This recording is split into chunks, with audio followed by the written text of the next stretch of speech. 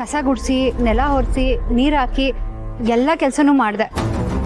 ಅಲ್ಲಮ್ಮ, ನೀನೊಬ್ಳೆ ಇಷ್ಟೊಂದು ಕೆಲಸನೆಲ್ಲ ಮಾಡಿ ಮುಗಿಸಿದ್ಯಲ್ಲಮ್ಮ. ಇಷ್ಟೊಂದು ಕೆಲಸ ಅಂದರೆ ಇಷ್ಟೇ ಕೆಲಸ ಸ್ವಾಮಿಗಳೇ ನಾನು ಮಾಡಿರೋದು. ನೋಡು, ಕೆಲಸ ಮಾಡೋ ಹುರುಪಿನಲ್ಲಿ ನಿನ್ನ ಕಷ್ಟ ನೋವು ಎಲ್ಲನೂ ಮರ್ತಿದೀಯ ಅಂತ ಕಾಣಿಸುತ್ತೆ. ಅಯ್ಯೋ, ಹಂಗೆಲ್ಲ ಏನೂ ಇಲ್ಲ. ಸರಿ, ನೀನು ಹೋಗಿ ಸ್ವಲ್ಪ ವಿಶ್ರಾಂತಿ ತಗೋ, ನಾನು ಆಮೇಲೆ ಕರಿತೀನಿ. ಇನ್ನೂ ಏನೋ ಕೆಲಸ ಇದ್ರೆ ಹೇಳಿ, ಅದನ್ನು ಮಾಡ್ತೀನಿ. ಎಲ್ಲ ಮಾಡಿ ಮುಗಿಸ್ಬಿಟ್ಟಿದ್ಯಲ್ಲಮ್ಮ. ಹಂಗಕ್ಕೆ ನಿಮ್ಗೆ ಹೇಳೋದು ಮರ್ತ್ಬಿಟ್ಟಿದ್ದೆ. ಸೋಬಕ್ಕ ಒತ್ತಾರನೆ ಬಂದು ವಿಡಿಯೋವನ್ನ ಕೊಟ್ಟೋದ್ರು. ಅದನ್ನ ಕಟ್ಟಿ ನಾನು ಗುಡಿಯಿಂದ ಬಾಗಿಲಿಗೆ ಸಿಕ್ತೀವಿ. ಆಯ್ತಮ್ಮ. ಸರಿ ಸ್ವಾಮಿಗಳೇ, ನಾನು ಇನ್ನು ಹೋಗ್ಬತ್ತೀನಿ. ನನ್ಗೆ ಆಶೀರ್ವಾದ ಮಾಡಿ. ಬರ್ತೀನಿ. ಏನಮ್ಮ ನೀನು ಹೇಳ್ತಾ ಇರೋದು? ನೀವು ಹೇಳಿದ್ರ ಬಗ್ಗೆ ಯೋಚನೆ ಮಾಡಿ ಆಗಮ್ಮ ಅಂತ. ಅಂತೂ ಅಮ್ಮನ ಮನೆಗೆ ಹೋಗಬೇಕು ಅಂತ ನಿರ್ಧಾರ ಮಾಡಿಬಿಟ್ಟಿಯಲ್ಲ. ತುಂಬ ಸಂತೋಷ ಪುಟ್ಟ, ತುಂಬ ಸಂತೋಷ. ಅವನ ಮನೆಗೆ ಹೋಯ್ತಿಲ್ಲ. ನಾನಿಲ್ಲಿದ್ದು ನಿಮಗೆ ತೊಂದರೆ ಕೊಡಕ್ ನನ್ಗೆ ಇಷ್ಟ ಇಲ್ಲ. ಅದಕ್ಕೆ ಯಾರ ಕೆಲಸ ಹುಡ್ಕೊಂಡು ಹೊಂಟೀವಿ.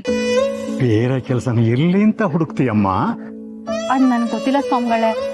ಎಲ್ಲ ತಾಯಿ ಮ್ಯಾಕೆ ಭಾರ ಹಾಕಿ ಹೊಂಟೀವಿ. ನೀವು ನನ್ನ ನಿಮ್ಮ ಮಗಳಂಗೆ ನೋಡ್ಕೊಂಡಿದ್ದೀರಾ. ನನ್ಗೆ ಇಲ್ಲಿ ಉಳ್ಕೊಳ್ಳೋಕೆ ಜಾಗ ಕೊಟ್ಟಿದ್ದೀರಾ. ಈ ಋಣನ ನಾನು ಯಾವತ್ತೂ ಮರೆಯಕ್ಕಿಲ್ಲ. ನನ್ಗೆ ಆಶೀರ್ವಾದ ಮಾಡಿ ಸ್ವಾಮಿಗಳೇ. ಒಂದು ನಿಮಿಷ ನಮ್ಮ. ಹರಿ ಓಂ. ಹೇಳಿ ಆಚಾರ್ಯರೇ, ಯಾವಾಗ ಬರ್ತಾರೆ? ಏನು ಬೇರೆ ಕಡೆ ಆರ್ಡರ್ ಸಿಕ್ತು ಅಂತೇಳಿ ಅಲ್ಲಿ ಹೋಗ್ತಾ ಇದ್ದಾರಾ?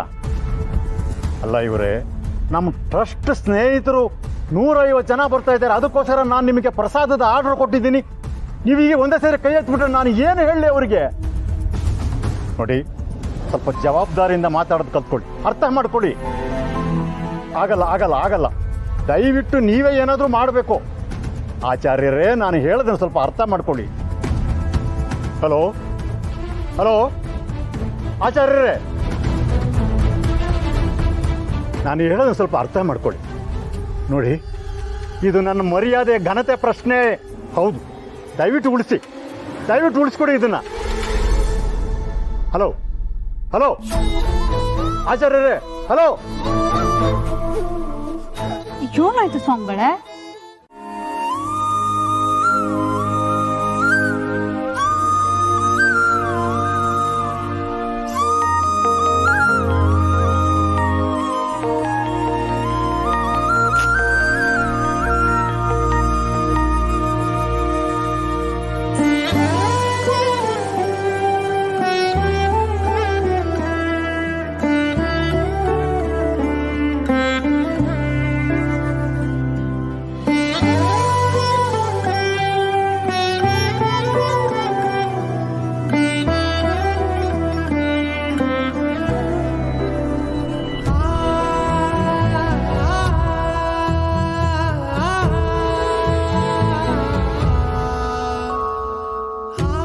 ಎಲ್ಲ ನೀನೇ ಕಾಪಾಡ್ಬೇಕಮ್ಮ.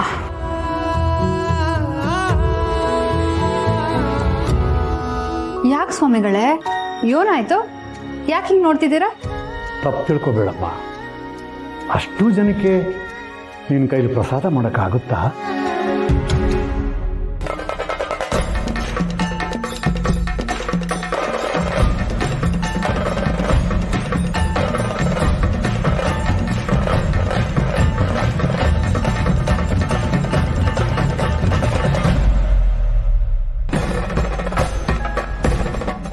ಆಗತ್ತೆ ಸ್ವಾಮಿಗಳೇ.